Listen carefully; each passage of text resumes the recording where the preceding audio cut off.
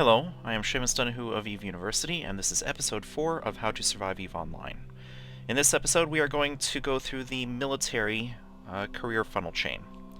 Before I actually get started on that, though, I want to do some things involving skill books. First of all, if I open the fitting window, and I look in this section of the fitting window on the right-hand side, if I mouse over this, it says max locked targets. This is how many different things I can target lock at the same time using this ship's electronics systems. There's two limits on how many things you can lock. One is the ship-based limit, and you can look that up here on the fitting window. The other is a skill-based limit. So if I open the character sheet, and first of all, let me go to the settings tab and show all skills, and then click on the Skills tab, and then right-click Electronics and open the group window, and let me make this big. There we go. The skill-based limit is 2 plus your level in targeting plus your level in multitasking. Now, I don't have targeting or multitasking injected right now. So, because of skills, I'm limited to 2 targets, even if my ship is capable of target locking more. Whichever limit is lower, that's the limit that applies. Since we're going to go into combat, I want to be able to target lock more things, so targeting, I'm going to right-click targeting, I'm going to view market details. The other way to do this is you can open up the market window from the EVE menu, Business, Market. You can go to the search tab, you can type in targeting. And you would want to look for the item that only says targeting, and you want to make sure this icon up here looks like a skill book. Look for the cheapest targeting skill book in station, should be 90,000 ISK. Right click, buy this, you want to get 1 copy. Click buy, close the market. And let's right-click targeting and inject skill. Let me go back to my character sheet, open the training queue. And you know what? Let me left-click and drag the title bar of the training queue and merge it with the character sheet, because that's how I normally like to keep it organized. I don't need this window open here. And under electronics, there's the targeting skill. I am going to slot this in once, twice, and click apply. Alright. So by the time targeting level 2 finishes training, I will be able to target lock 4 things at the same time, assuming that my ship's electronics can do that. The Navitas cannot, it can only target lock 3 things. So it can only benefit from targeting level 1. But anyway, I'm going to close that.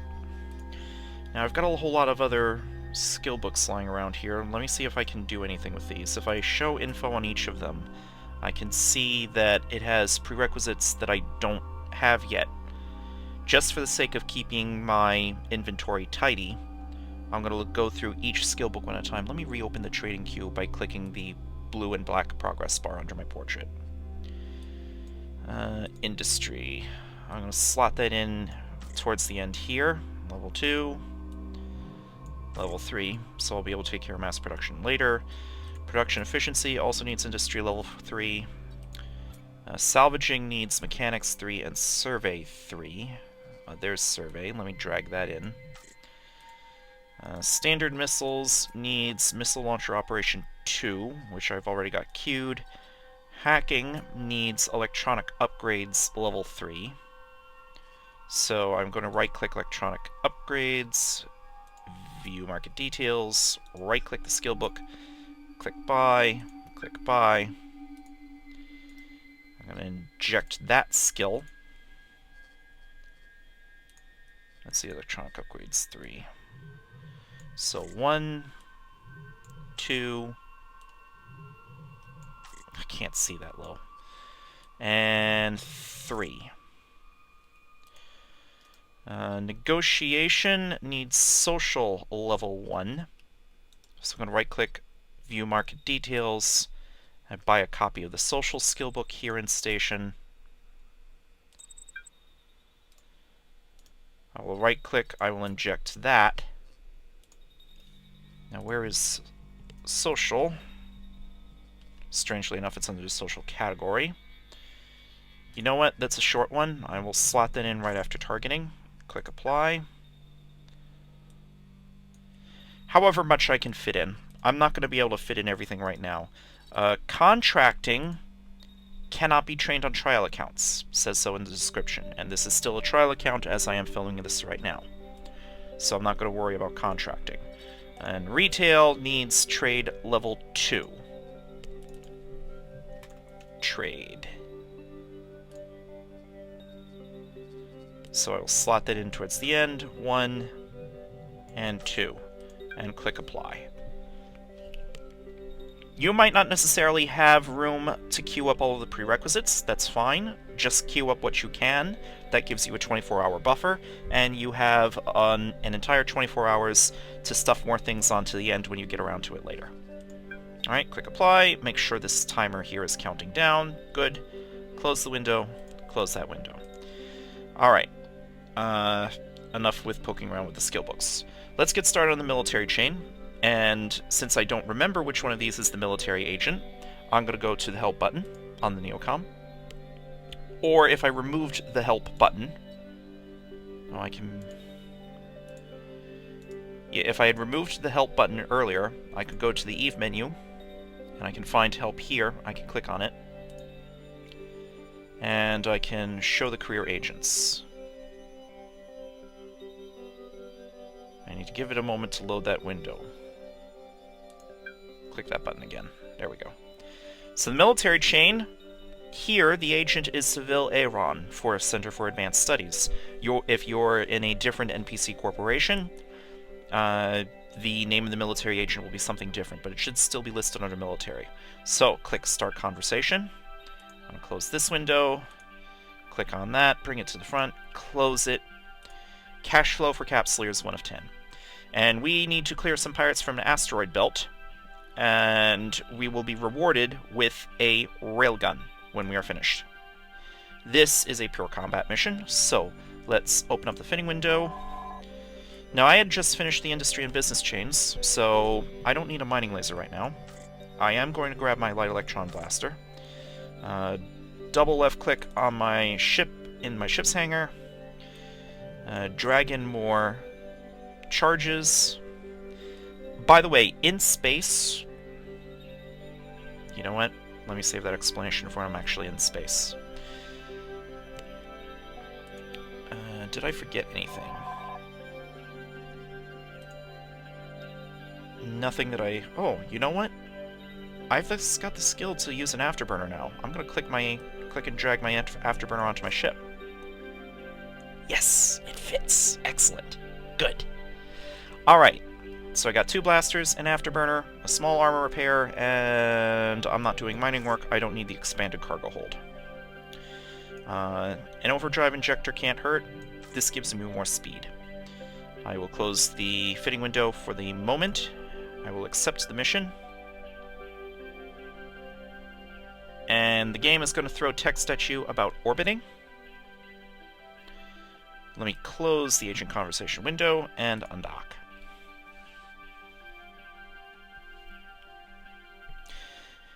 Now, turrets miss for 2 general reasons. Either you're moving around your target, either the target is moving around you too quickly, or you're moving around the target too quickly, or the target is too far away. Some ships like to orbit to try and keep moving around whatever it is they're shooting at, on the theory that the target they're dealing with has a harder time dealing with moving targets than the shooter does. Alright? So, in our case, we are using blasters. We've got a tracking speed of 0.438 radians per second, but only a range, an optimal of 500 meters, and a fall-off range of 1,500 meters. So we generally want to be less than 2 kilometers away, but we can move around the target pretty quickly and still hit the target. Alright. Other weapons are the other way. They have very bad tracking speeds, so they can't deal with moving targets very well, but they have very good ranges. We will get to those later in the series. So, right-click empty space, cache flow for Capsuleer is 1 of 10, encounter, and warp to location. Warp drive active. Now, if I want to, I can group my weapons by shift, click, and drag one module onto the other on my heads-up display, next to the capacitor donut. It's also possible to group them on the fitting window. I can also ungroup them from here. I can group them on the fitting window, but if I'm going to do it on the fitting window, shift, click, and drag, I don't know if that'll work. No. If I want to do it on the fitting window, the modules have to be empty. And then I can shift, click, and drag on the fitting window. If I'm in station, I have to do it from the fitting window. If I'm in space, I can do it from the heads-up display. Right now, I'm going to reload my weapons. And there are the Corellia Initiates. I'm going to target lock both of them. Alright, one of them's way too far away. This one is 12 kilometers away, much closer. I'm going to go smack him first. So I'm approaching this Corellia Initiate right now. And you know what? Skill training completed. Ah, good. Targeting level 1. Now I can target lock 3 things. As I am getting closer, I have to get within 2 kilometers. I know that because I studied my weapons. I did a show info on my weapons beforehand. He's yellow boxing me. Now he's red boxing me. Those colored brackets turned red, meaning that he's shooting. So I hit F1 to fire my weapons. I'm going to hit Control Spacebar. Alright, there's his wreck. The wreck is empty, has nothing of interest. Alright. Let me zoom out a bit. Where are these enemies? Ah, there they are. So that's yellow boxing. Right now he's yellow boxing me. That means he already has a target lock, but he hasn't done anything hostile yet. Now your overview shows you a list of things that are near you. Distance, name, type, and as well as what icon bracket they're using. There's more information that can be added to this. So I'm going to left-click the menu icon on the overview. That's in the upper left corner of the overview here. Left-click, open the overview settings. Let me make the settings a little bigger. I'm going to go to the Columns tab. I'm going to add velocity, radial velocity, and angular velocity. And I will close this for now. And that adds 3 new columns here. So I can click and drag the column separator here at the top. I don't need radial velocity to be that big. I don't need angular velocity to be that big. 4 decimal places is enough for me. So I can see how fast it's moving, how fast it's getting closer to me, and how quickly it's moving around me in radians per second. And now that this pirate has gotten within 2 kilometers, I'm going to hit F1 to open fire. And he explodes. I'm going to click the next Corellia Initiate, and what I'm going to do, I can hit approach, or I can hit orbit. Right now my default orbit is 1 kilometer, so my ship will try to move around him at a distance of about 1 kilometer away. So if I click the orbit button... By the way, I threw on an afterburner onto my ship. I might have told you to train the afterburner skill, get that up to maybe level 1 or 2, and now I can use an afterburner. What an afterburner does is it will use some of your capacitor energy to make you go faster. So now, if you look at the velocity display down here, I'm now moving at about, 700 meters per second. Alright, I'm close enough. I'm going to turn off the afterburner, otherwise I'm going to overshoot my target. I just wanted to use the afterburner to get closer. Although, with some combat ships, you can use the afterburner while orbiting. You do have to be careful about not overshooting your target, though. Control left-click the Corellia Initiate. Now, as I'm orbiting, take a look at the angular velocity column. Right now I'm moving around him at we're moving around each other at about 0.26 radians per second. Our blasters can track up to 0.46 radians per second, so this is well within our tracking speed. It's also worth noting our weapons are frigate-sized weapons, and we're shooting a frigate-sized target. That's an important concept. If I were using battleship-sized weapons and trying to hit a frigate-sized target, then that's a penalty to... that's a multiplier penalty to my tracking speed. So battleship-sized weapons have a very hard time hitting frigate-sized targets, but frigate-sized weapons have an easy time hitting battleship-sized targets. Just so that you know that. I'm going to hit F1 because I've done enough talking. Boring him to death is obviously not killing him. Control spacebar. I'm going to left-click the wreck and hit open cargo. Since I want to loot this wreck before I go anywhere. Control left-click the last Corellia Initiate. Alright, I'm gonna loot everything. And then orbit. Left-click the Corellia Initiate and orbit, and I will hit Option F1 or Alt F1 to turn on the afterburner. Alt F1, hold on. Oh, there's something in between me and him. Okay. Or is there? I'm not sure. Let me turn my camera around. Oh, he managed to get caught inside the structure. Alright, let me double left-click off to the side a bit. Good enough. Control spacebar to stop. He managed to work his way out of the structure. F1 to start shooting. And he explodes. These wreck icons are all empty. There's nothing of interest for me in them. Left-click the station. I don't like how close I am to these structures. Double left-click to move away. And Alt F1 to turn on my afterburner, just so that I move faster.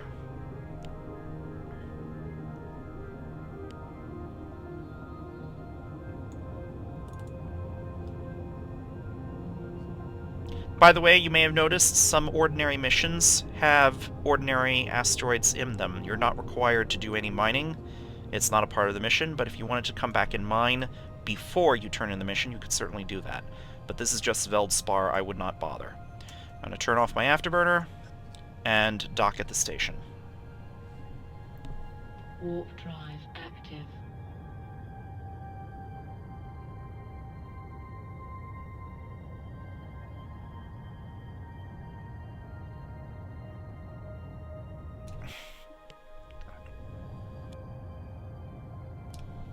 You know what? Let me open up my journal and double left-click the mission in question.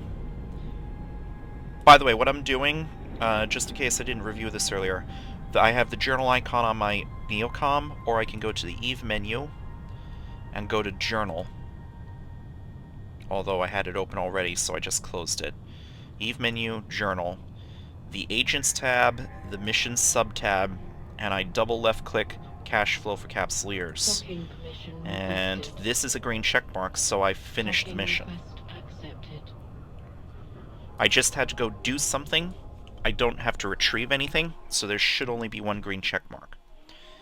I right-click Civil Aeron, start a conversation, and I complete the mission.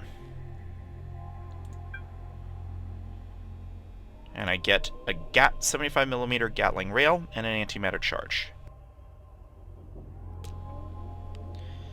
Now, the game is going to throw text at you about the repair shop. Sometimes you take armor or hull damage to your ship. You can pay a station's repair shop to fix that for you. If your modules took damage, either because you were shot down into your structure but managed to escape barely intact, or maybe you're using the thermodynamics skill and you're overheating your modules and your modules took damage, that you would probably want to have a repair shop fix that up.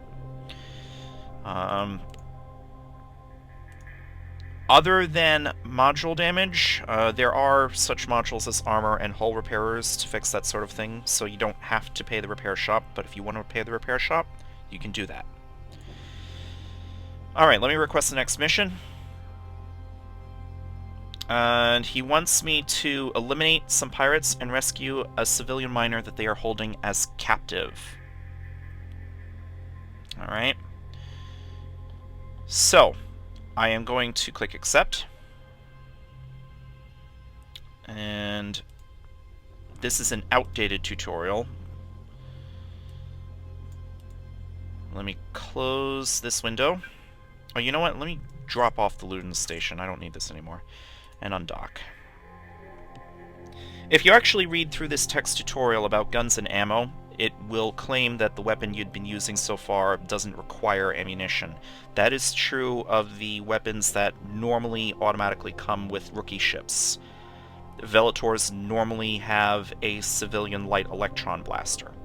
However, when CCP redid the tutorials, they supplied you with a real weapon that requires real ammunition. Let me get rid of this window, right-click, and let's go to the mission in question. Encounter dead space, warp to location. Warp drive active. And Control R to reload weapons.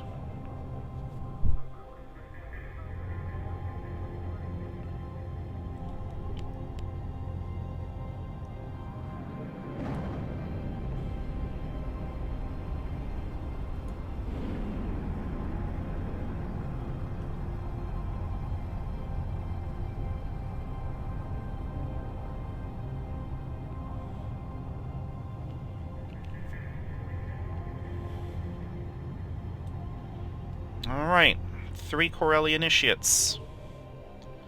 Where are they? Ah, there they are. 1, 2, 3. Alright, let me select the closest one and try to orbit him. And let me activate my afterburner, since I want to get a lot closer very quickly. Normally I'd be limited to about 350 meters per second, but with the afterburner running, I'm pushing 750 meters per second. You can take a look at your maximum speed in the fitting window. It's over here, where you can see 817.2 meters per second as your maximum speed. If I turn off the afterburner and wait for the afterburner to finish cycling, you'll see that my max speed just dropped to 412. Alright, I'm going to start target locking these pirates. And I'm going to select the one that's less than 2 kilometers away and open fire. And he just turned into a wreck. Select the next one, hit F1, open fire. He just turned into a wreck. Select the last one, hit orbit. I'm only going to pulse the afterburner, so I'm going to turn it on and then turn it off. Afterburners and micro warp drives operate in cycles. I can't stop a cycle early to prevent from overshooting a target, so I do have to think a little bit in advance.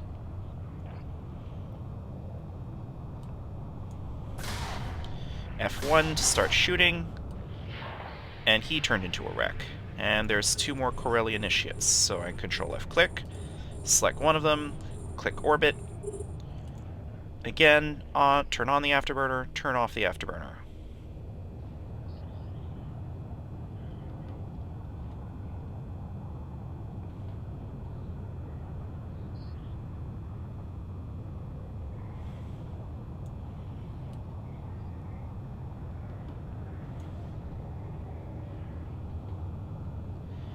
Click the nearest one, and hit F1 shoot. Of course, I think I'm now shooting the one that I'm not orbiting, but they're reasonably close. Hit F1 again, hit Control Spacebar. Alright, there we go. I can double left-click the cargo container. That will be interpreted as a open container command, and I can loot all. There is the civilians. He's now safely on board. Congratulations, you've rescued a hostage. I can also double left-click this wreck over here that has the full icon. Notice how this one's a full icon, all the others are hollow? This full one is the only one that has loot on it. Try that again, double left-click, and loot all. Left-click the station, and click dock. Warp drive active.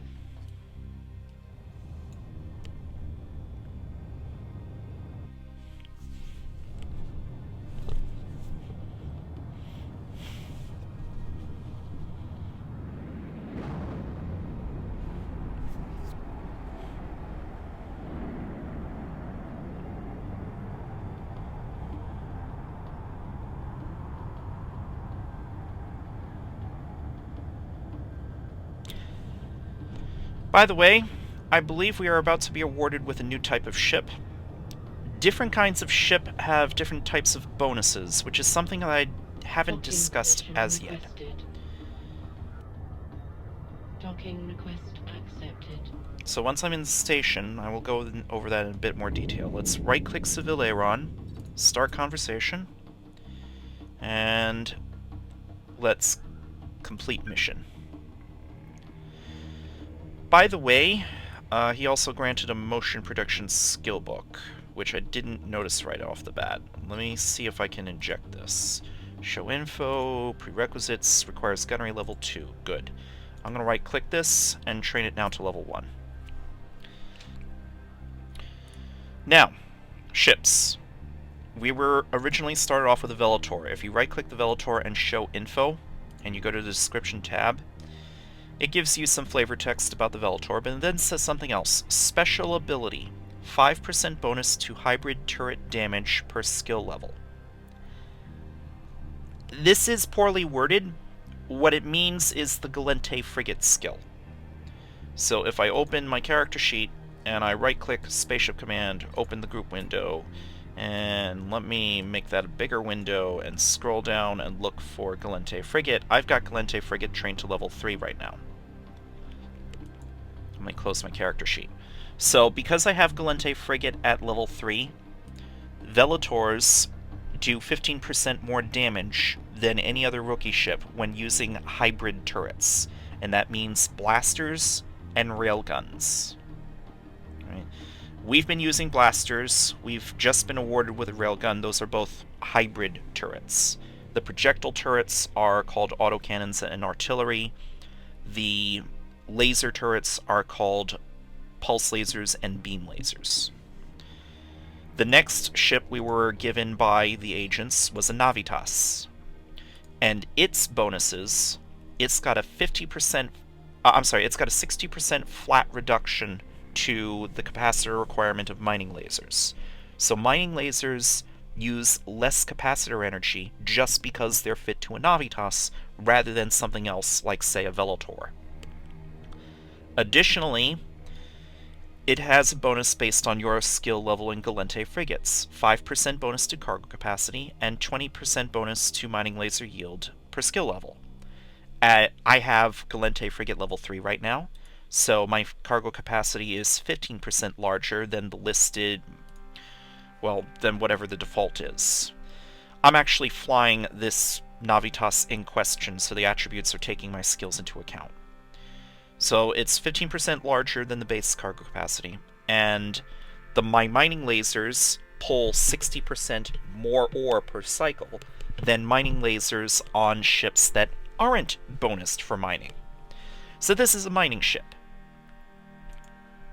We were, however, just given an Atron, so if I right-click the Atron and show info, its bonuses, 10% bonus to small hybrid turret fall-off, and 5% bonus to small hybrid turret damage per skill level.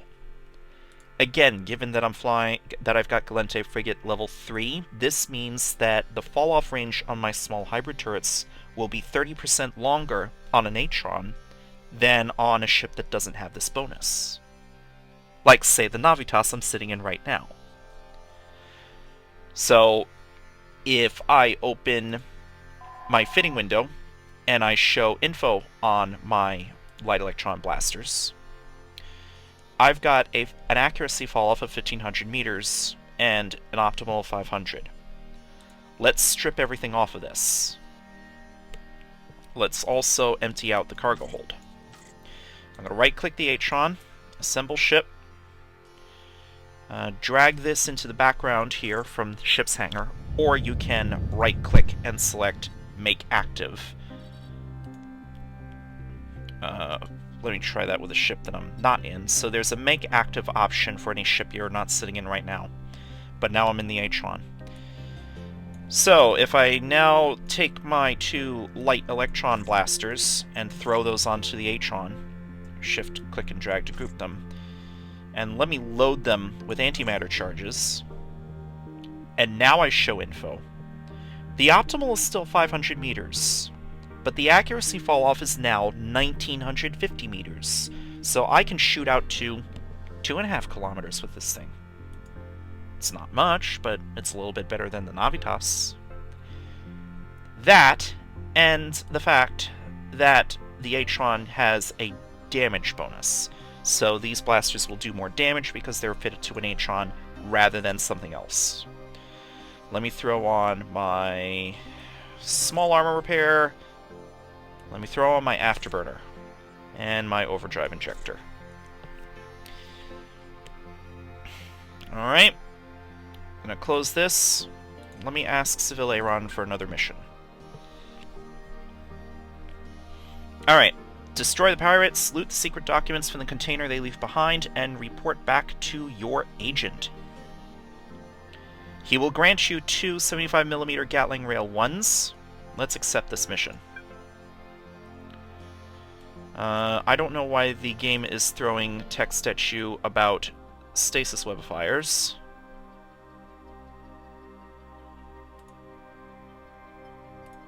Because it doesn't supply you with a stasis webifier. Anyway. I'm gonna close this, close that. Let's actually change out weapons.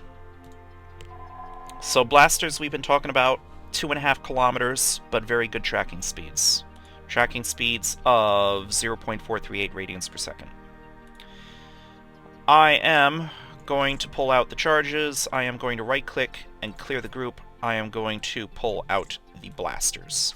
I'm going to throw on my new 75mm Gatling rails. And I am going to shift, left click, and drag one onto the other, again to group them. Let me throw the antimatter charges in there. Right-click, stack everything, because I don't want my inventory to be a mess. Double left-click the background to open my Atron's cargo hold. And I will shift, left-click, and drag some charges into my cargo hold. I think 2,000 will do it. That will last me a while for these missions. So if I show info on these railguns, they've got a much lower tracking speed. It's only 0.1365 radians per second. That's about a third as much as what we had before. They're going to have a much harder time dealing with targets that are moving around me. The optimal, however, is 3 kilometers, and the accuracy fall-off is 3.9 kilometers, so I've got an effective range of about 6.9 kilometers, so I can hit things at least twice as far as I was able to previously. These aren't the longest range of the frigate railguns, but they're much longer range than blasters. I'm going to close this, and you know what? Right-click my ship, change the name, Atron, so it's not saying Professor Seamus Dunhu's Atron. And, oh yes, I did accept the mission, so I'm going to click on dock.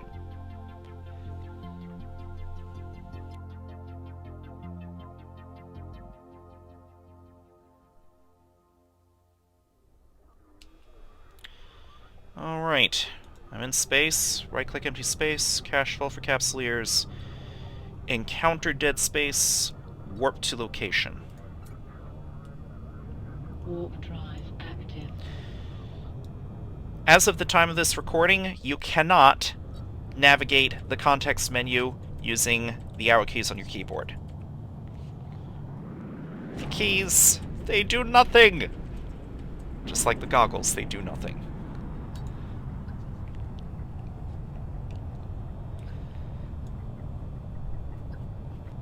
Alright, I've got railguns fit to my Atron. Gotta keep in mind, I can't deal with targets that are moving around me too quickly. Especially not frigates moving faster than 0.13 radians per second. But I'm gonna right-click.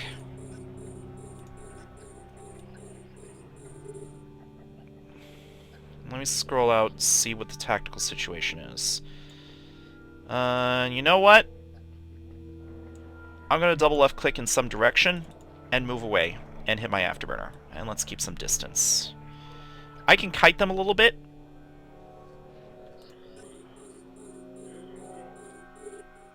And what is a runner drone? Oh, you know what? I think that's supposed to stasis web, but anyway. Alright, I'm getting a little too far away, so I'm going to turn off the afterburner. Stop shooting.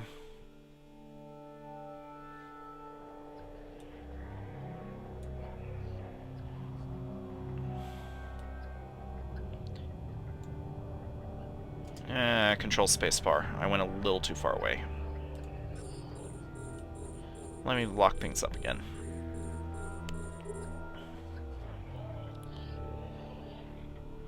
I'm going to sit here and wait for them this time. Alright, that runner drone's about 5 kilometers out. And I killed him. Alright, this Weber drone is doing something called stasis webifying. So if I left click in some direction in space, notice that I'm only moving at about, 80 meters a second. He's stasis webifying me, and you can see that icon here on the right on your overview. If you mouse over it, it says pilot is webifying me. Let me shoot him so that he's not doing that anymore, and then control spacebar to full stop. And let me lock these other two things. Now, keeping in mind that my operational range is about 7 kilometers, I start shooting as they come within 7 kilometers. Remember, 3 kilometer optimal, 3.9 kilometer fall off. Your weapons can hit beyond that range, it's just that your probability to hit keeps dropping further out beyond optimal that you go.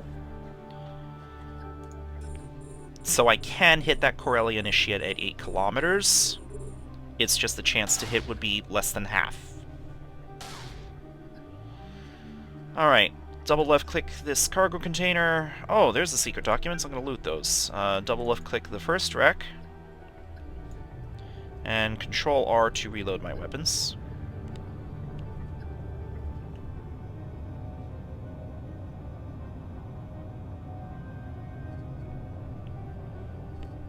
Double left click again to loot.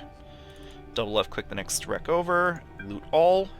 All these other wrecks are empty, so I'm going to left click the station and dock. Warp drive active.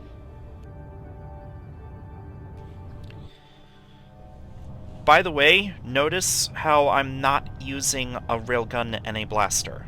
Generally, you want to fit your ship so that you can bring all of your firepower to bear at the same time.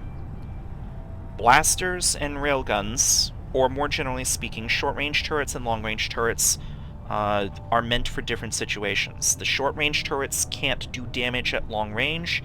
The long-range turrets can't do damage to targets that are moving around them quickly. Docking permission requested. So if I had one blaster and one railgun, only one of those weapons would be able to hit the target at the same time. For these tutorial missions, it doesn't matter too much, but later on you're going to find that that's significant. And you'll find that you're hobbling yourself if only half of your firepower can hit at any given time. Right-click Seville Aeron, start conversation, and let's complete the mission. Request the next mission. Ah, propulsion jamming was a reward from the mission. Can I inject this right now? Yes, I can. So I'm going to right-click and train that now to level 1. Alright, next mission. He wants us to warp to the dead space area, find the Stargate, and approach it. We're going to click accept. And the game's going to throw text at you about shield tanking, and will give you a civilian shield booster. I'm not going to bother for a couple of reasons. First, let's not get into the habit of trying to dual tank. Usually combat ships will optimize their armor or their shields to sustain damage, not both. You can get better performance if you focus on tanking one layer than trying to tank both layers at the same time. There are exceptions, very rare exceptions. There aren't many of them. So I'm not going to bother fitting this civilian shield booster for that reason. The other reason is... Oh, actually I do have the fitting grid for it. Modules, besides requiring slots, I've got 2 high slots, 2 medium slots, 2 low slots. Besides requiring a slot, they also require resources on your ship, the central processing unit and the power grid.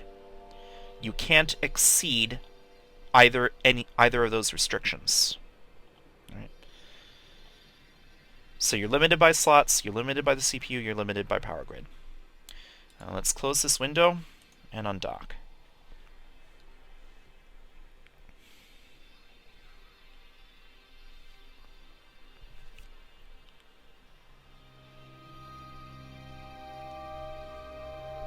Right-click empty space, cache flow for capsuleers, encounter dead space, warp's location.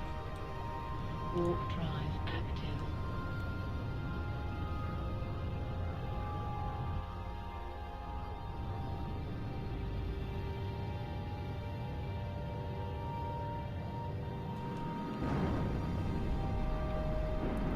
By the way, the other reason I didn't want to fit the shield booster is I don't have the capacitor to support it anyway.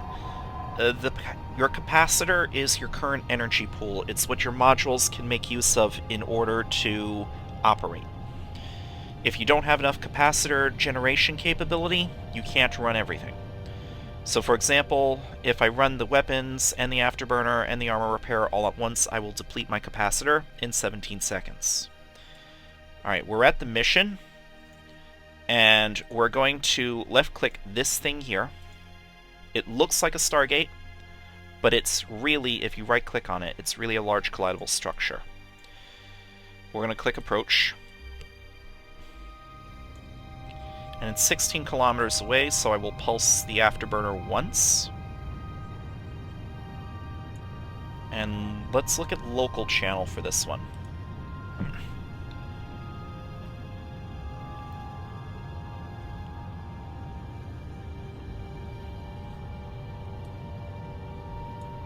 And full stop.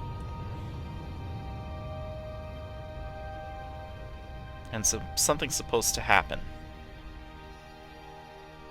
Your computer detects gas and radioactive materials spewing out of the Stargate at frightening speed. It would be best to leave immediately before your ship starts to take damage. Double left click in space. We've got a lot of obstacles around us. These can interfere with our ability to get into warp, so I'm going to activate the afterburner and get clear of this mess. Notice how I'm constantly taking damage. That's environmental damage scripted by the mission. So it's the mission itself, rather than something in the mission that's doing damage to my ship. Now that I'm far enough away, I'm going to left-click the station, and I'm going to click Dock. I've got plenty of clearance to go into warp without bumping into anything. Again, remember, bumping into things when trying to go to warp is a concern before you go into warp. Once you're already in warp, like right now, it doesn't matter who or what you go through.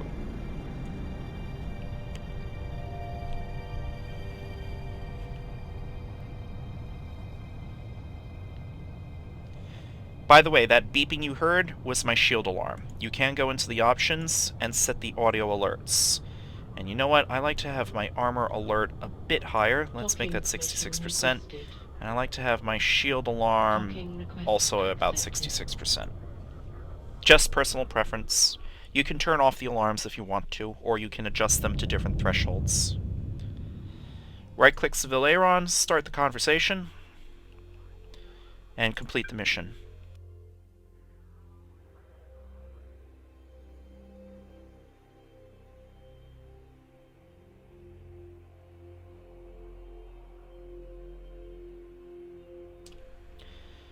Alright. The game threw text at me about afterburners. I just got rid of the window. I already mentioned afterburners. So I'm going to request the next mission. And here we have, let's see, meet up with the pirate at the repair outpost, follows instructions, and report back to your agent. They want to talk for some reason. So we are going to click accept. The game is going to throw text at you about different damage types.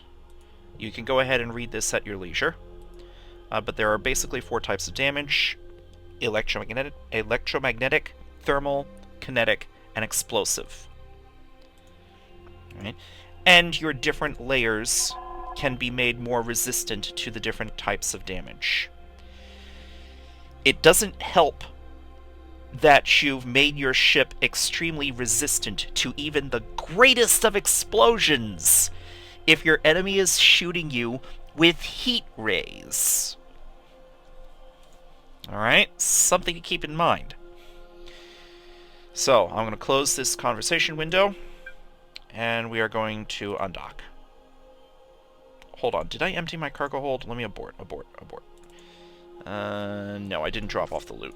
Let me drop off the loot, merge the looted ammunition with my other ammunition, and now I will undock.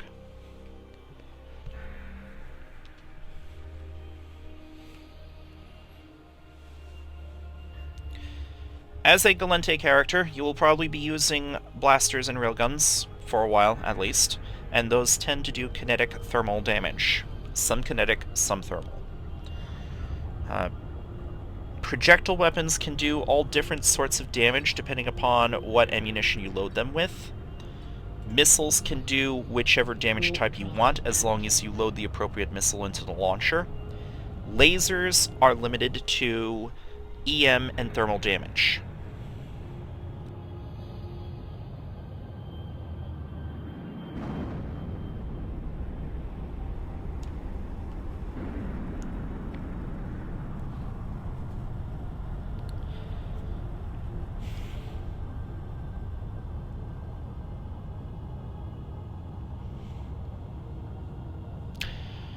Alright, you're going to be thrown a text message, which you can read at your leisure. The pirate that you see on your overview is not going to do anything to you right away. So he's not going to start shooting until you shoot first. Basically, he wants to talk to you, and then he wants to put you to a little bit of a test, and he will wait for you to attack him first. You can read this on your own at your own leisure. I'm not going to waste your time. So, Control left click. The angular velocity is reasonably low, so I'm going to hit F1 and start shooting.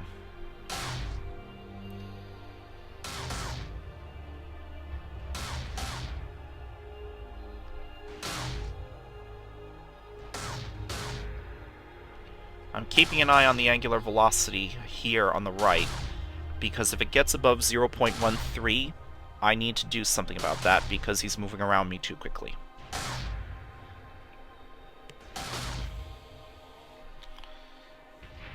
Alright. Left click the station and dock. Warp drive. Control R, reload weapons.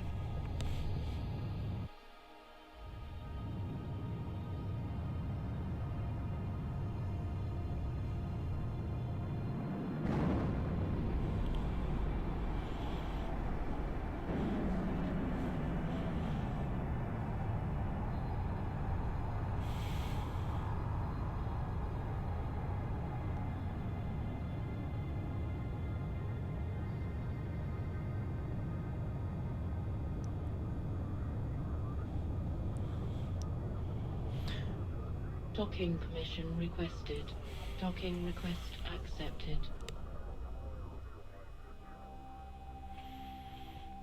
Okay.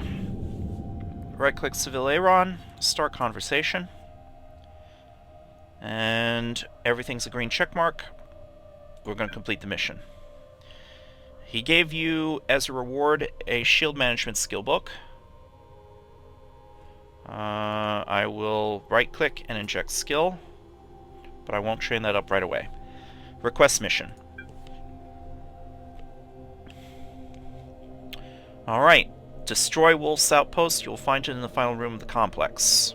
Alright, so we will click accept, and let's get going.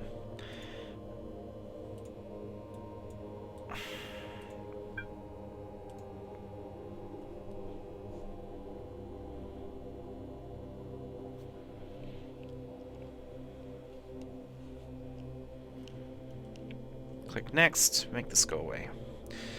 By the way, you may sometimes see containers outside the station called free missiles or free stuff or whatever, and it will appear yellow.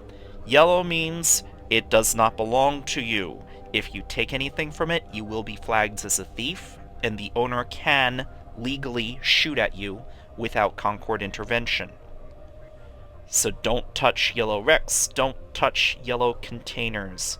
Leave them alone. Right-click empty space, cache 12 encapsulators, encounter dead space, warp to location.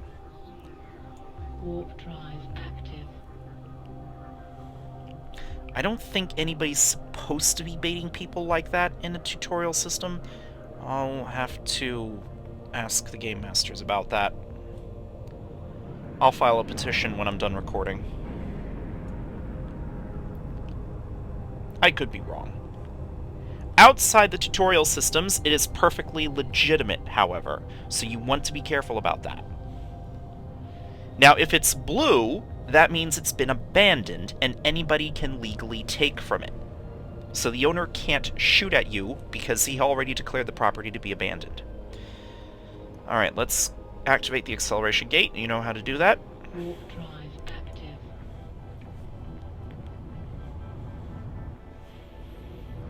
Now, I think this mission involves multiple acceleration gates.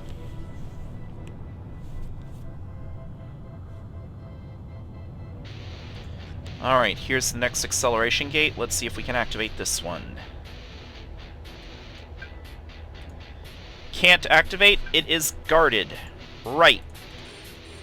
Start target locking things. And let's double left click in space. Let's get away from this bumping thing.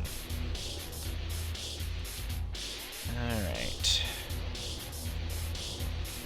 Control spacebar and start shooting. Really, I want to wait for 7 kilometers, but I suppose 8's good enough.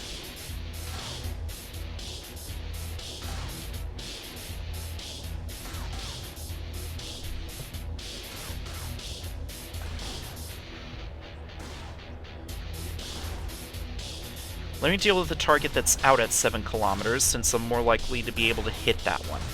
This Corelli Initiate is moving around me at 0.285 radians per second. That means my railguns can't keep up with it. Alright. Let me double left click downwards. I'm gonna kite this guy a little bit. And let me take the more distant target. There we go. Turrets will do the most damage at optimal range or less, and at 0 angular velocity.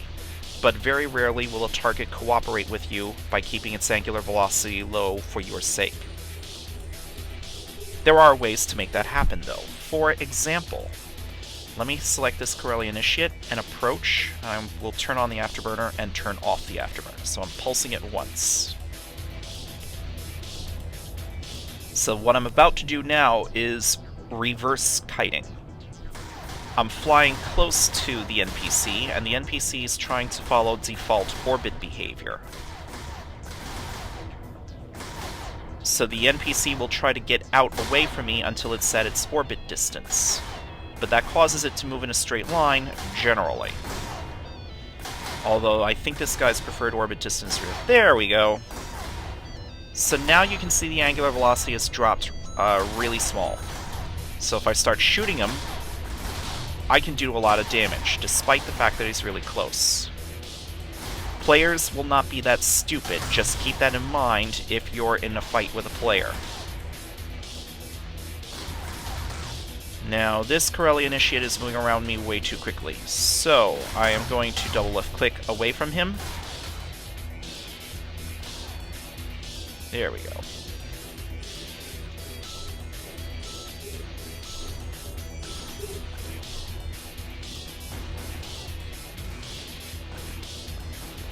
Control spacebar, because I don't want to get too far away.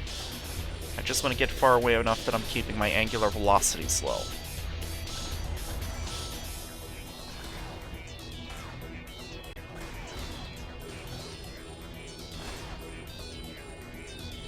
this one's orbiting too fast now, so double-click in the opposite direction from where he's moving. That will drop the angular velocity. I'm watching that number. Now. And he explodes. Control spacebar. I am going to go loot some of these wrecks before continuing on. There isn't a whole lot of loot, so it should still all fit in my ship's cargo hold.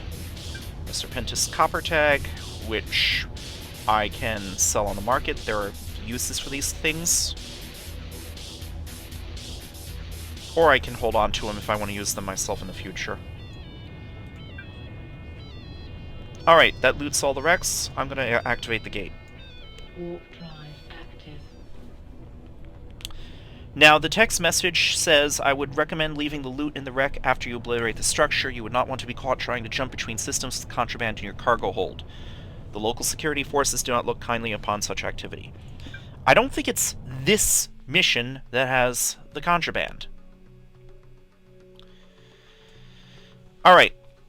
My guns have an optimal of 3 kilometers. I think it's high time I changed my default orbit distance. So, I'm going to left-click Wolf's Outpost, right-click the orbit button, and set my default orbit distance. And I'm going to type in 3000 for 3,000 meters, and click OK.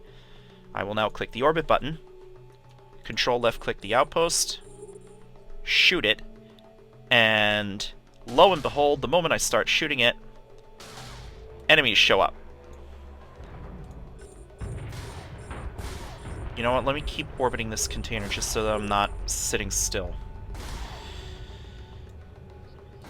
Let me shoot some of these NPCs that showed up.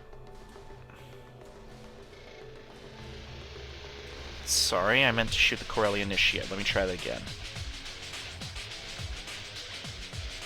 That's one of them dead. Now I'm running around, and this NPC is trying to run to catch up with me.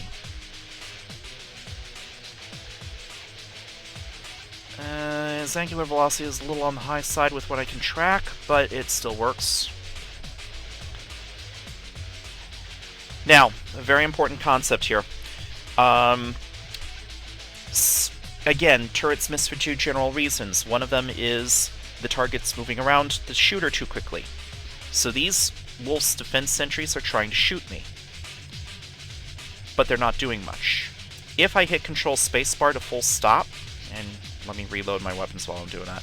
If I full stop, that makes me a much easier target. The angular velocity is a lot smaller. Now my shields are taking a lot more damage. So notice how quickly my shield bar has started going down. Let me start orbiting this cargo container again. And the moment I start orbiting, I'm now a much more difficult target. They have a harder time hitting me, and they're no longer doing damage.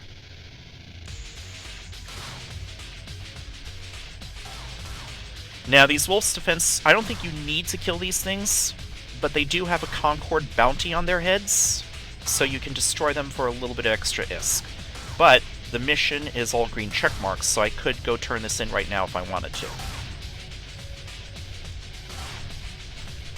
So anyway, notice how I'm able to damage the sentry guns, but they can't damage me. I'm moving too quickly. Alright.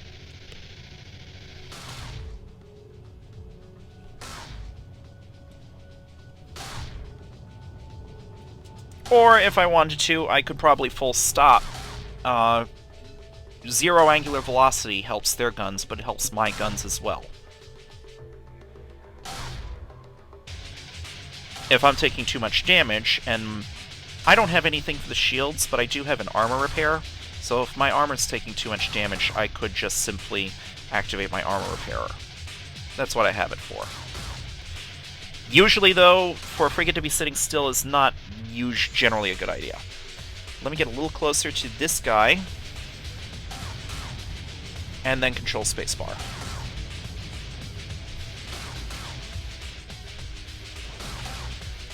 Let me double left-click the cargo container. The text message earlier warned you about contraband, but this is not contraband. The way you check, you right-click, you show info. There's no legality tab. This stuff is not illegal anywhere. So I can carry this around to my cargo hold without a problem. Long limb rose, wheat, common foodstuff items. No problems there. That would be my shield alarm. Let me turn on the armor repair. And at the end of the armor repair cycle, the hit points show up. There we go. Now you do want to be careful with your capacitor supply. If you're leaving things running all the time, your capacitor will drain empty. Alright, so you do have to manage your capacitor levels. The capacitor is empty. Alright, it'll shut off of its own accord, but you do have to wait for your capacitor to recover. Let me loot this last wreck. And let's return to station. Warp drive. And I will reload the weapons. So anyway, this stuff is not contraband. If any of it were contraband, you would see a skull and crossbones icon on the pictures for the items. These don't have any such things, so they are not contraband.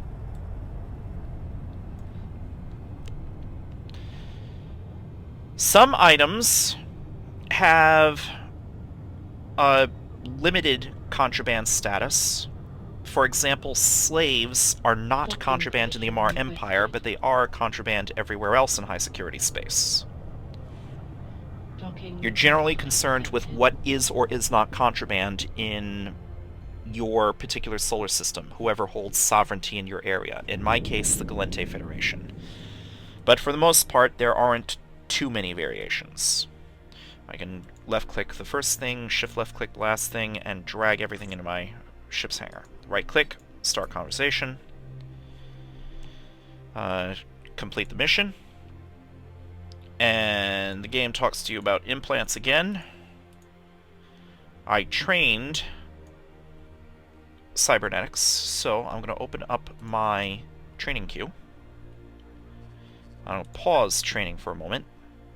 Right-click this new implant and plug in. Implants are lost when unplugged and when you die. Are you sure you want to use this one now? Yes. Click OK. And then click Apply on the training queue again. Now anything that requires perception will train just a little bit faster because I have that implant. Alright, request the next mission. Destroy the pirates at the convoy ambush site. If you get low on hit points, simply warp out and regenerate, then warp back in. You're going to be granted a small armor repair, but we already have one, so we should be fine. And let's click Accept. Armor tanking. Ah, yes, the game will throw text at you about armor tanking. And let's close this. Did I remember to tell you to train energy grid upgrades? I don't remember. Yes, I did. I probably told you to train that up to level 2. So remember what I was saying earlier about how you have to manage your capacitor? My capacitor is going to drain in 17 seconds if I try to run everything all at once. There are modules that can help with that. The reason I had you train energy grid upgrades level 2 is so that you can go to the market and let's type in cap recharger. Push return, and the cap recharger 1 has prerequisites of energy grid upgrades level 2. Let's left click on this. There are none in system. Alright, I'm not going to go on a shopping trip. I'm not going to have you go on a shopping trip. If you want, you can. You just right click the nearest station and select location, set destination. You'd set clone on as add waypoint. But I'm not going to do that right now.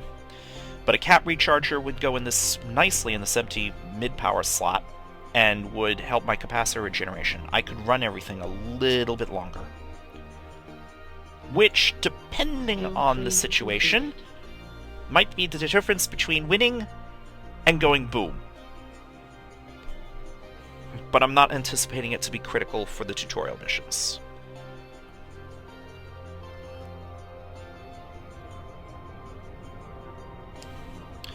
Right-click empty space, cache hold for capsuleers, encounter, warp to location. Warp drive active.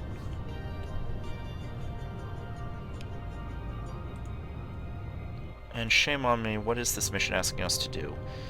Ah yes, destroy the pirates of the convoy ambush site. Alright.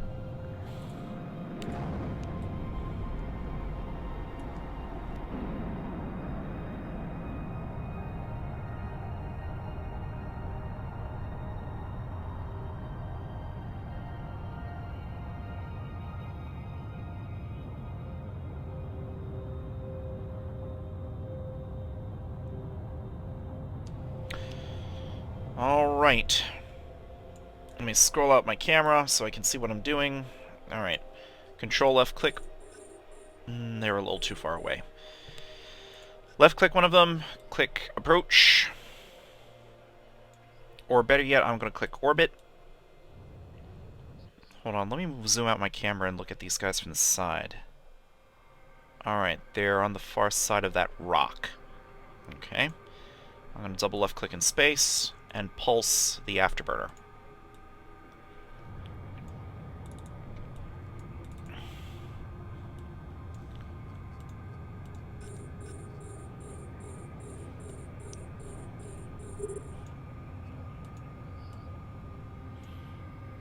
And I'm going to start shooting.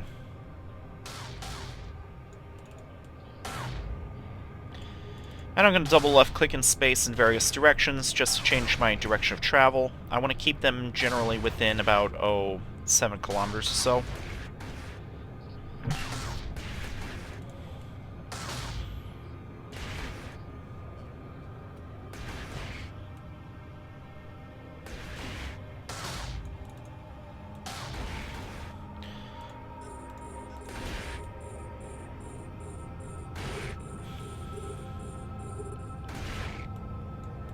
I'm going to double left click down there. Again, apply geometry. I want to keep them roughly at about 7 kilometers or so. Too close, and they're going to be moving too fast for my guns to keep up.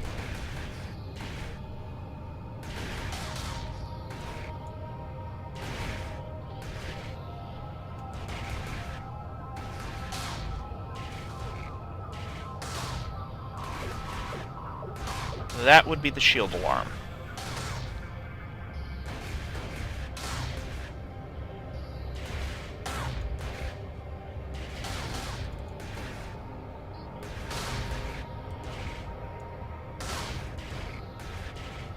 Control spacebar because I think I'm out tracking my own guns. And let me pulse the armor repair. And you know what? Let me double left click off in that direction. I'm going to pulse the armor repair again. Alright, I need to get a little closer to the guy I'm trying to shoot.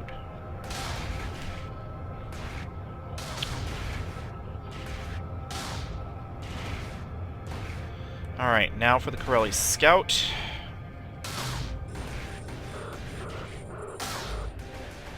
Pulse the armor repair.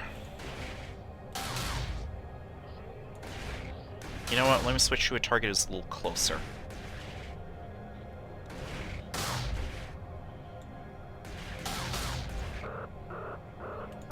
Pulse the armor repair again.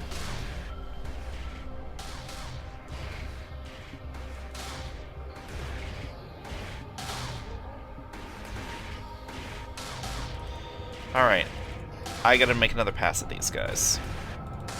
I'm making a lot of use of double left click to adjust my direction. And now I'm way too close and my guns are not hitting. Pulse the armor repair again. Default behavior for modules is you click once to turn them on, and you click again to turn them off. If you don't want to do that, if you know you're going to be pulsing it all the time, you can right-click the module and set auto-repeat off.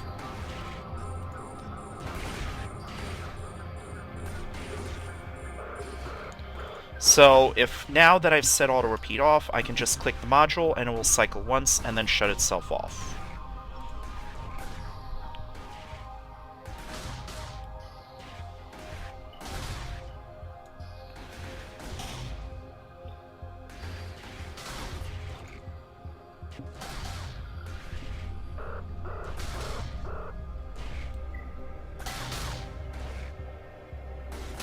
Now, sometimes I might be running into trouble.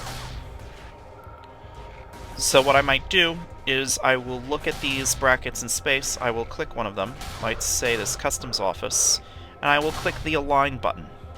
And I will remember that I'm aligning to Clelanon 3. If I'm taking way too much damage, and I think I want to warp out, now I'm aligned to Clelanon 3. All I have to do is click something near Clelanon 3 again, hit the warp button, and I will be fine. I will warp out. Assuming, of course, that I'm not warp scrambled. If the NPCs are warp scrambling me, that will appear as an icon on the right side of the overview, and I have to deal with that problem first before I can warp out. If you're warp scrambled and you're losing hit points, chances are you will lose your ship, unless you can solve that problem quickly.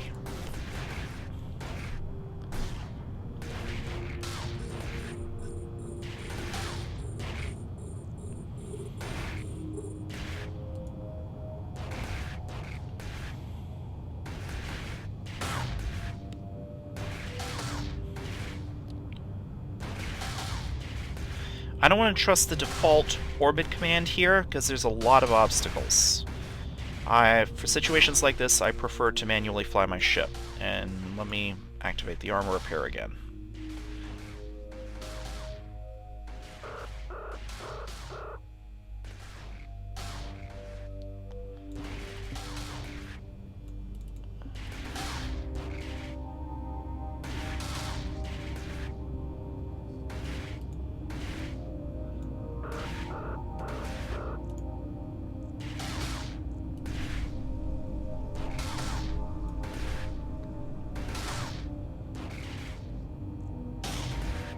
Remember, I set auto-repeat off on the module.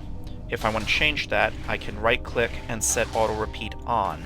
That returns it to default behavior, where once it's been clicked, it will keep cycling until I tell it to stop, or until the capacitor has been drained.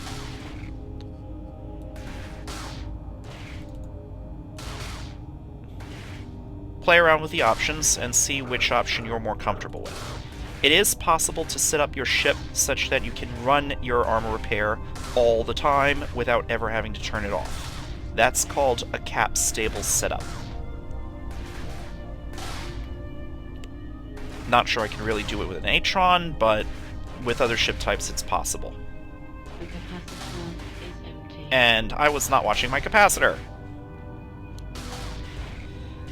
My weapons also use capacitor, but they use much less capacitor than the armor repair.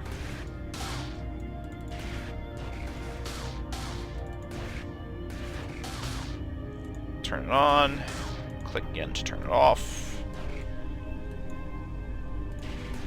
Alright, I'm just going to approach this Corelli spy. And start shooting.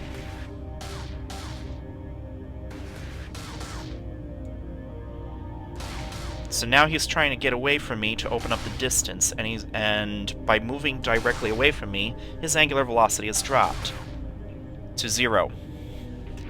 And he explodes. I'm gonna go approach that wreck. I'm gonna tap the afterburner, tap it again.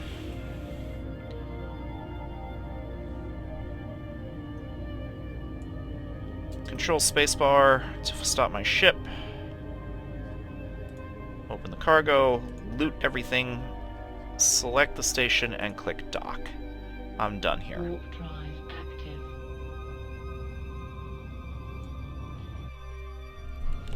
Now, when you dock in a station, your shields are automatically recharged to full, your capacitor is automatically recharged to full, but you're still stuck with whatever armor or structure damage you sustained on your ship. You can either pay the repair shop, if there is a repair shop in the station, or you can repair it yourself. I happen to have an armor repair. I can fix it up myself if I wanted to. But I'm going to show you what the repair bill would look like for this amount of damage on an Atron-type Gallente frigate. Docking permission requested. Docking request accepted.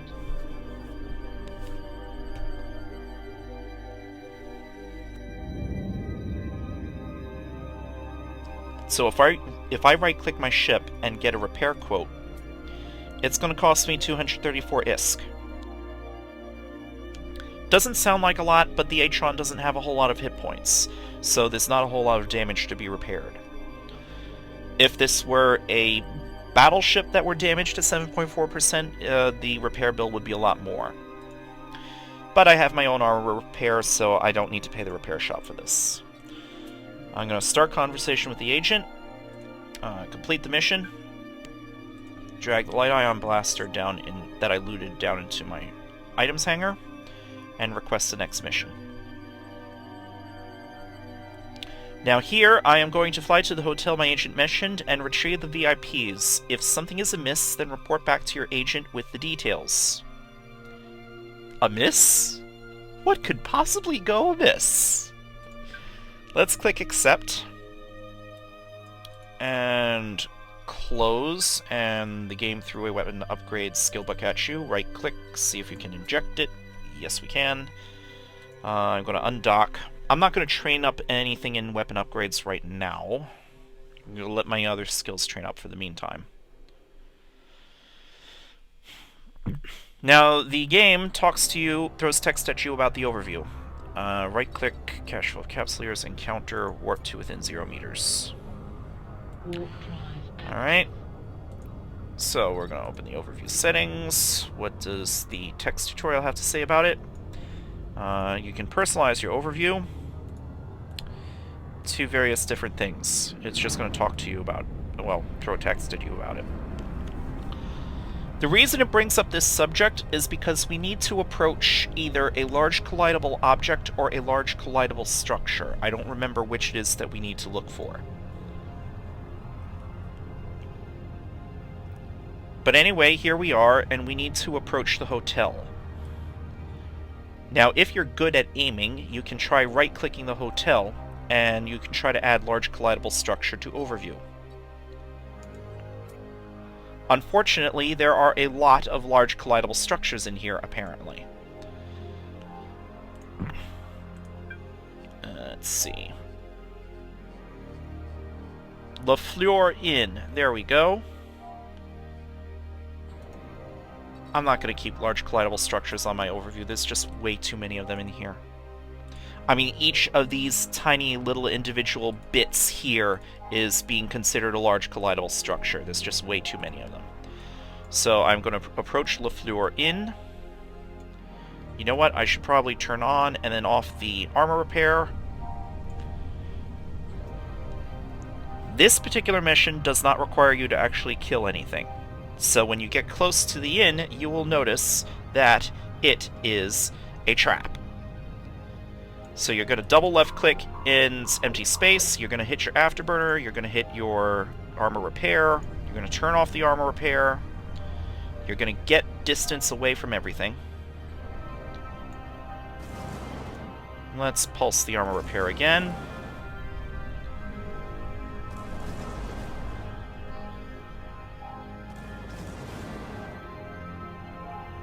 I want to be well away from these guys before I try to go into warp. Alright, now I'm going to turn off the afterburner and click dock. Notice how I was not pointed at the station, so I did not go into warp right away.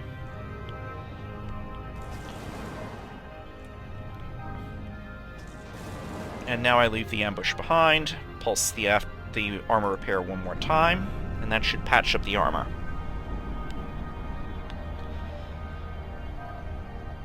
Another important lesson there, you want to patch up your hit points before you go into your next fight. Really. It's a good idea.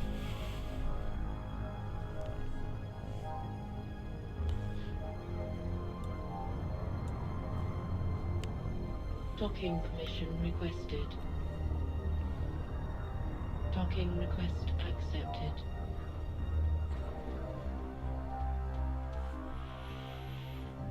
Alright, right-click Civileiron, start conversation, complete the mission, and request the next mission.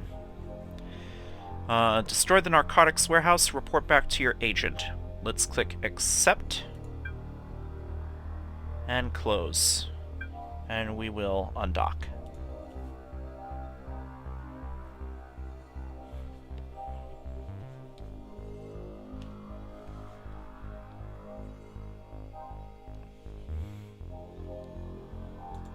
Right-click empty space, cache full of encapsulators, encounter dead space, warp to location. Warp drive active.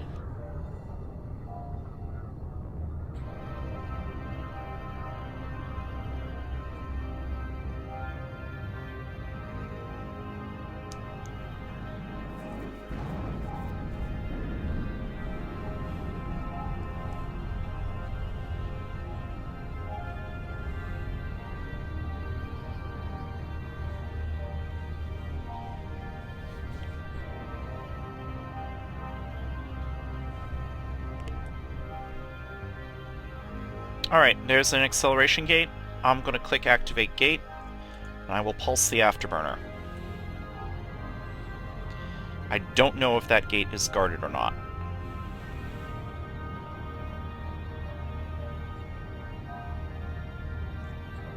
Pulse the afterburner again.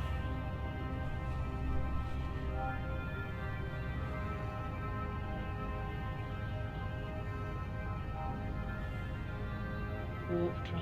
Alright, this gate is not guarded. We can skip these NPCs.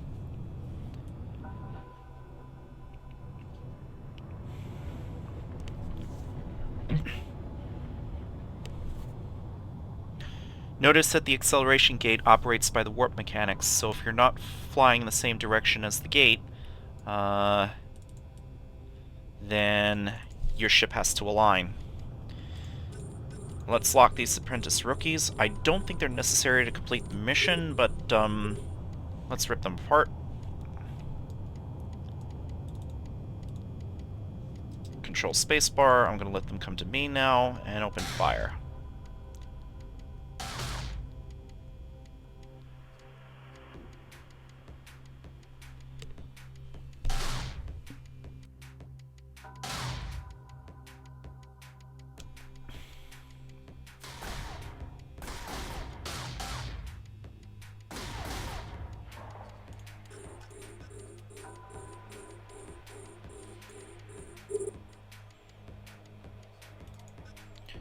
I'm gonna loot these wrecks, just in case there's anything of use on them, but let me shoot at those things over there. They're way out of my range, I just want to get their attention.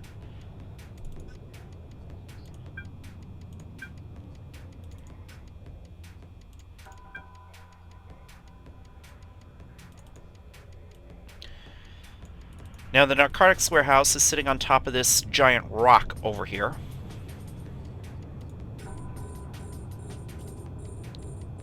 Which I will deal with in a moment.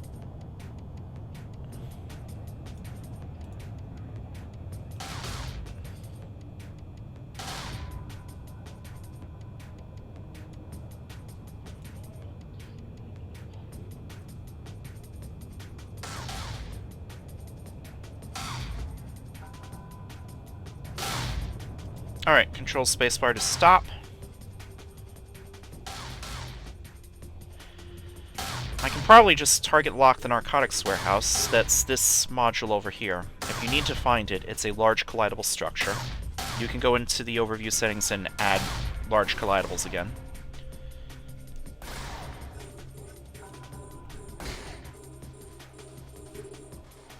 Oh, hey, company! Serpentis rookies are not very good at keeping up their angular velocity, apparently. These guys are moving just at about my tracking speed.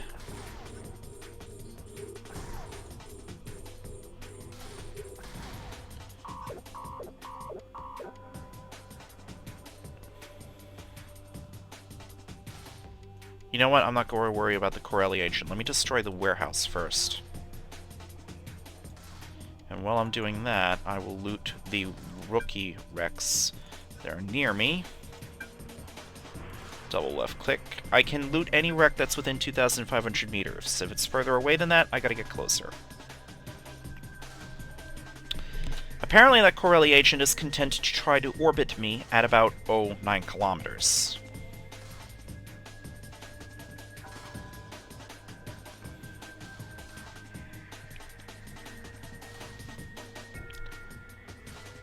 He's a little bit beyond optimal and fall off, so I'm not trying to shoot him right now. He's about 2 kilometers further out than that.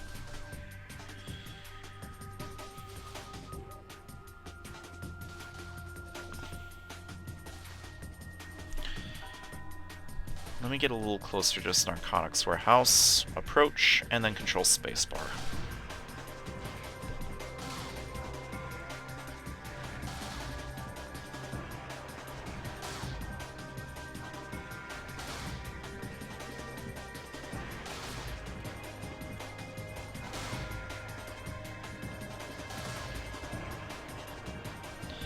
Alright, double left click the cargo container. This is contraband. Crash. See the icon, skull and crossbones, right click, show info. It has a legality tab. This stuff is illegal in the Gallente Federation, so you don't want to pick this up. Alright, I'm done here. I'm not going to bother with this last enemy. I'm not going to bother with that last wreck with loot on it. I'm going to pulse my afterburner, then turn off the afterburner. Turn on the armor repair, click the station, and let's dock. We're done here. Warp drive active. I could have just gone straight for the warehouse if I wanted to, really. That would still complete the mission. I didn't need to kill anything else here. And turn off the armor repair.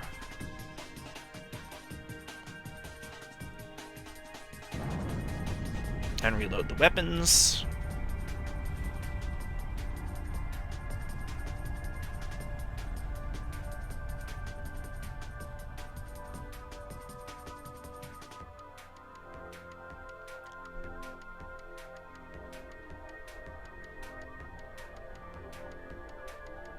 Docking permission requested. Docking request accepted.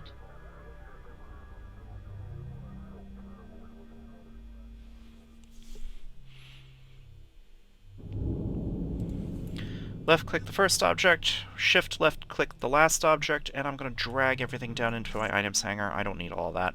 Right click Civil Aeron, start conversation, complete the mission, request the next mission. And he wants us to find Wolf and destroy him once and for all. And he will give us a Tristan to help us with the problem. Let's click accept, and let's close. And we're going to actually make use of this ship. So, let me open up the fitting window and strip everything off of my Atron. Right click the Tristan, assemble the ship. Let's look at its bonuses for a moment. 5% bonus to small hybrid turret damage, and 7.5% bonus to small hybrid turret tracking speed per skill level. This contrasts with the Atron, which is 5% damage and 10% to fall-off range. So, hybrid guns on a Tristan will track targets better than those same guns would on another ship. Right-click the ship, change name, Tristan. Okay. Now there is a minor issue.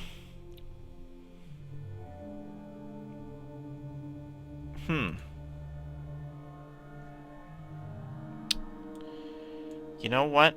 I may not have gotten around to training the missile launchers yet. No, I did not.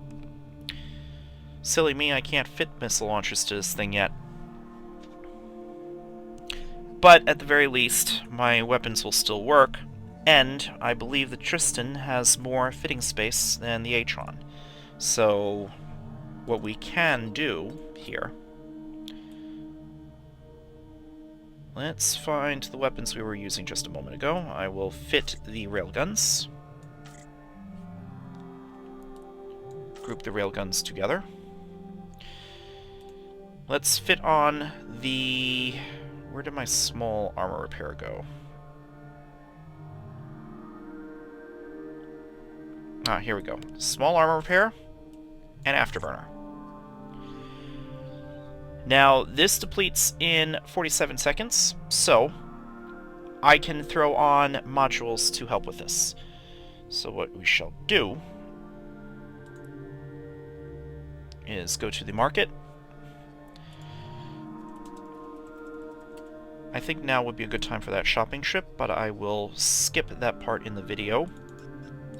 I will go out and come back and just clip out that part of the video. 2 cap rechargers, I will purchase them in Vey. And capacitor power relay. Capacitor power relay 1. I've got 2 of those. I got some on sale right here in station, so I will buy 2 of those right here in station. Not very expensive, so let me fit those onto my ship. Okay. By the way, let me double check where this mission is located. I might be headed out of the system anyway. Clackeel. Alright. Now, let me open assets from the Neocom because I want to pick up the cap recharges first. I will right-click the station. What I'm doing here is I'm going to my assets in the Neocom, or I can go to Eve menu, assets, and this window tracks where you have kept your stuff. So if you forget which station you kept your stuff in, it's all recorded here. So you can right-click Vey, set destination. I will then right-click Clackeel, add waypoint, and I will then left-click the menu icon in the upper left corner, stations, Clolanon, add waypoint. Alright. And let me make sure I actually have ammunition on board my ship before I head out. So I'm going to throw on shift, left click and drag, some charges in. Let's bring about 2,000 of those, and let's load up the weapons. Alright. Close the fitting window, close the training queue, close this thing, I will undock. The last time I filmed this series... Training completed. Ah! Targeting level 2. Excellent. The last time I filmed this series, I went through this stuff a lot slower. So my trial account alt had more time to train up various things. And so I was able to fit missile launchers and standard missiles to my Tristan the last time I was able to do this.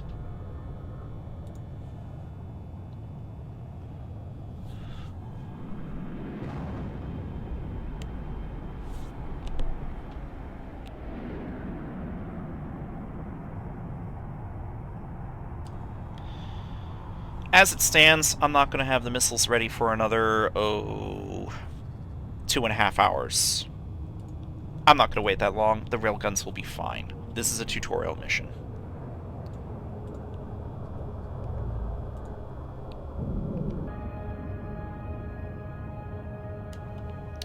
I've skipped ahead to the part of the video where I just docked up, where I'm now docking up in the station where I purchased the cap rechargers.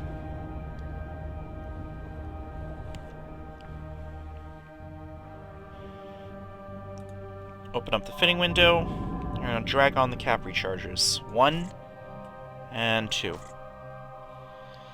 So, with the cap rechargers, without the modules that I fit that are related to capacitor, my capacitor would deplete in 47 seconds if I tried to run everything. With all these modules running, it'll deplete in 2 minutes 5 seconds. That gives me more time. Or, if I'm just trying to manage my capacitor properly, I can run things a little bit longer before I have to turn them off again.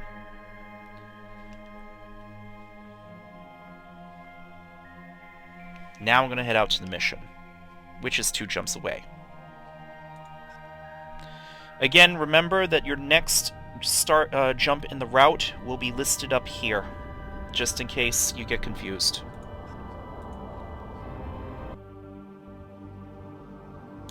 Alright. I've skipped ahead again to where I've arrived in Clackeel. I'm going to warp to the encounter. And while we are in warp, I'm going to show info on my weapons. As fit to my Tristan, I've got a tracking speed of 0.173 radians per second. I gotta keep that number in mind when going up against other frigates. The fall off is 3 kilometers, optimal is also 3 kilometers, so I have to shoot things that are 6 kilometers or closer. Preferably. But I can track things a little bit better than I could on the Atron. Pity I don't have the missiles, but I should be fine. Let's activate the gate. Warp drive active.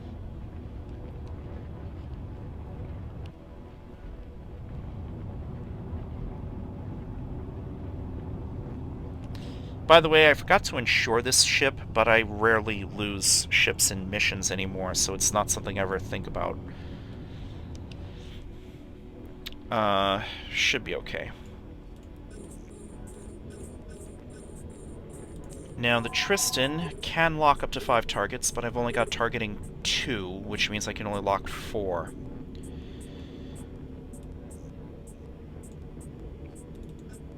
I am going to approach those guys. Can I activate this gate? No, I can't. It's guarded. Alright. Control spacebar. They're close enough. I'm going to start shooting.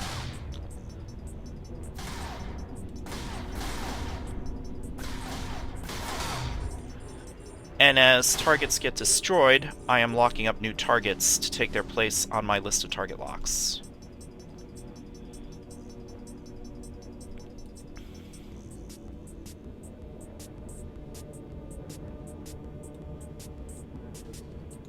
Left click, F1.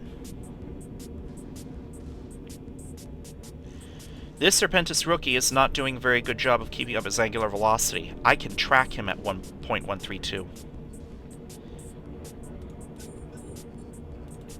Alright, let's see what loot I can grab off of these guys. It's probably not particularly valuable, but I guess suppose every little bit helps.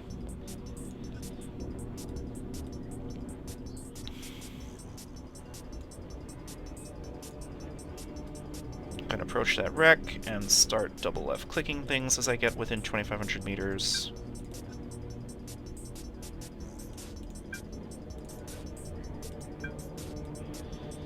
If nothing else, I could probably sell these things or just reprocess them into minerals, sell the minerals. Let me start shooting that guy. Alright. Corelli agents, they like to orbit at 9 kilometers. I'm gonna have to get closer. Pulse the afterburner. Turn it on, turn it off, and I've clicked approach, and the Corelli agent is going to try and get away from me. This guy's a little easier to reverse kite because he likes to keep a wide radius.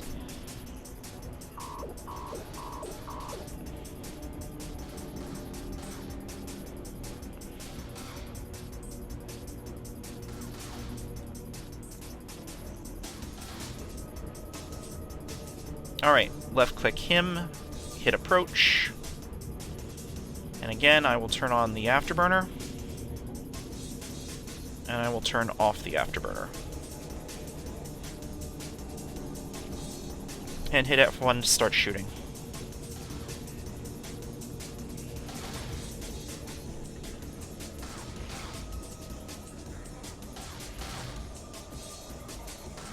As you can see, the railguns are doing a fine job just on their own with these tutorial missions. Now that everything's dead, I'm going to click Activate Gate. Well, left-click the gate, then click Activate Gate. I'm going to pulse the afterburner, Control-R to reload. And let me open my cargo hold just to make sure... Alright, I've got 1900 antimatter charges, I'm fine. Basically, I can reload my weapons 5 times over, almost. Well, reload them from empty 5 times over.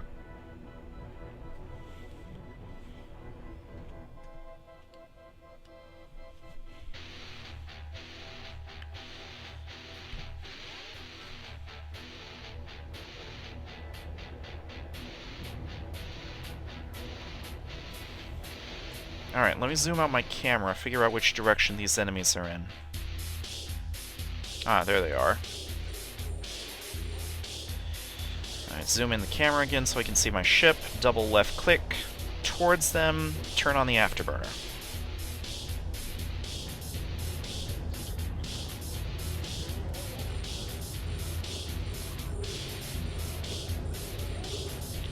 Turn off the afterburner.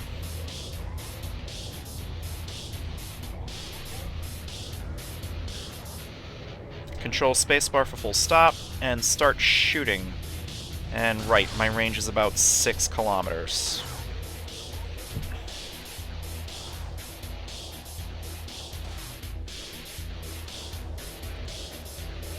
To be able to hit targets reasonably well, I generally want to keep them at less than optimal plus fall off away, and under my tracking speed.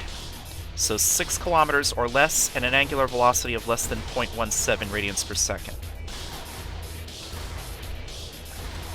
Now these Corelli scouts are really close. Oh, they're way too close.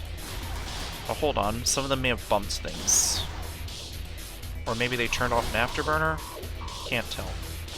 Their angular velocities are fluctuating a bit, but they're less than 0.17, which means my guns should still be able to hit them.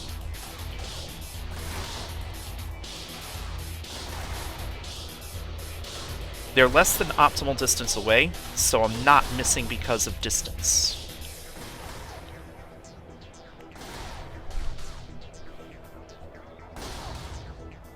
Again, his angular velocity is 0.133 radians per second. 0.1337, strangely enough. No, that is not elite angular velocity, I'm afraid. Not a lot elite enough to save you, buddy.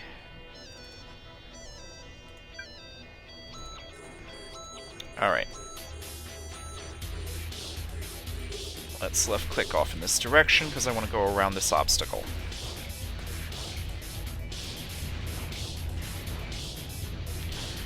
Ah, Corelli agents. I've seen these guys before, and they seem to be headed off towards my left.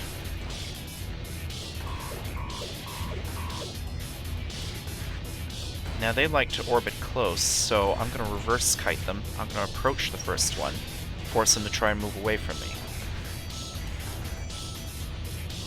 Turn off the afterburner, start firing.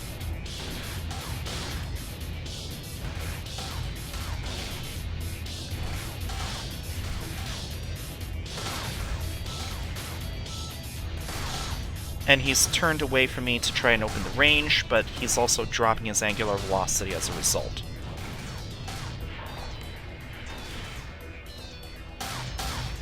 Again, players are not going to be that stupid. If you try to reverse kite a player and he or she is paying attention, they are going to try and fly manually to keep up their angular velocity.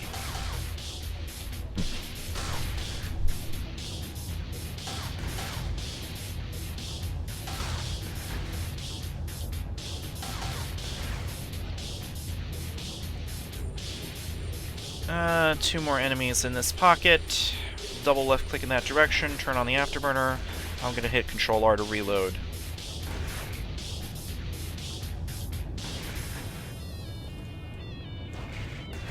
Partial reloads are fine, by the way. If you only used about 50 rounds out of your 200, reloading's only gonna take 50 rounds out of your cargo hold.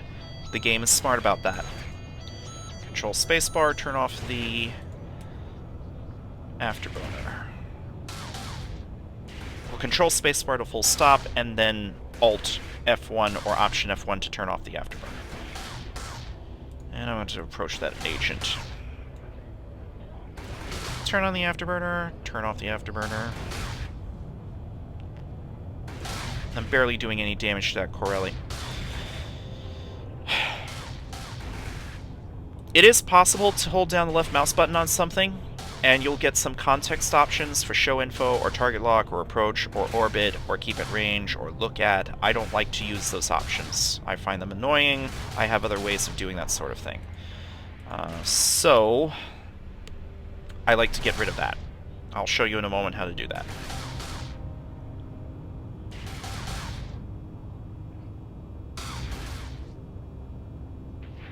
Alright, control spacebar.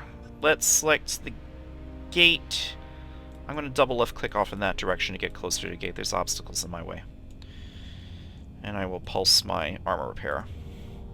I'm going to hit the escape menu, go to the general settings tab, expand action menu with middle mouse button, and close.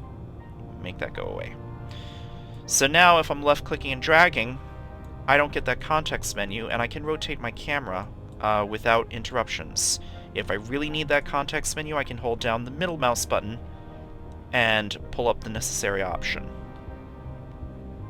But I don't like to use that method anyway. Activate gate. Warp drive active. And let's reload the weapons. So as you can see, the railguns alone are doing the job just fine. This would go faster with missiles. If you were in my position, you might be tempted to say just log out of the game, come back tomorrow or something when you have the missile skills trained up, and go buy a standard launcher and light missiles. Doesn't matter too much. Alright, Wolf's Stasis Tower. This is a stasis webifier. I'm going to destroy this thing first. So I've been slowed down to 100 meters per second by the stasis webifier.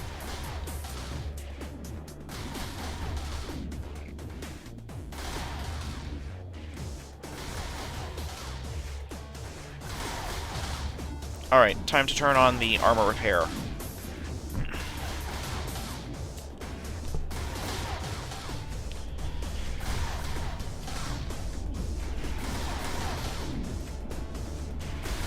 We're going to put my capacitor to the test here. If everything is running, I would be draining 1.3 gigajoules per second. I am not running the afterburner.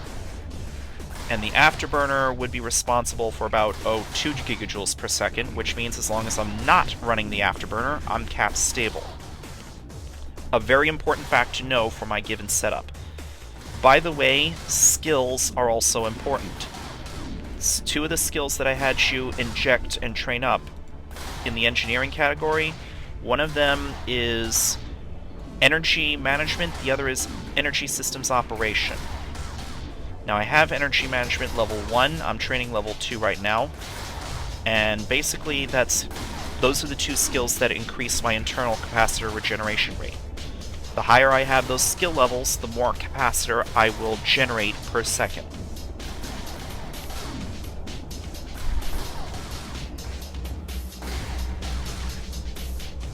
So those are very good skills to have if you're using modules that generate a lot of capacitor. Notice that I'm running my armor repair all the time. I'm tanking everything in here without a problem.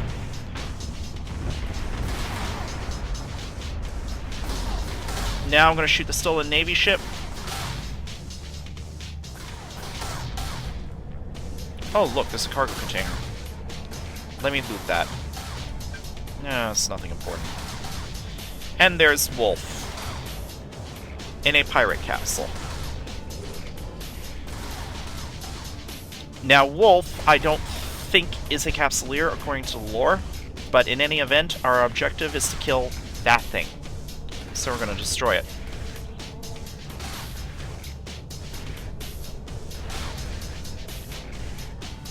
Alright, the mission is done. And just for kicks, I will approach the Corelli agent, hit the afterburner, and start shooting. Actually, you know what? I think I'm done with this mission. I don't need to waste your time. Yeah, everything's green check marks. Let's warp to Stargate Aletta. Oh, this guy's almost dead. Alright, now let's warp to Stargate Aletta. We're done here. Warp drive active.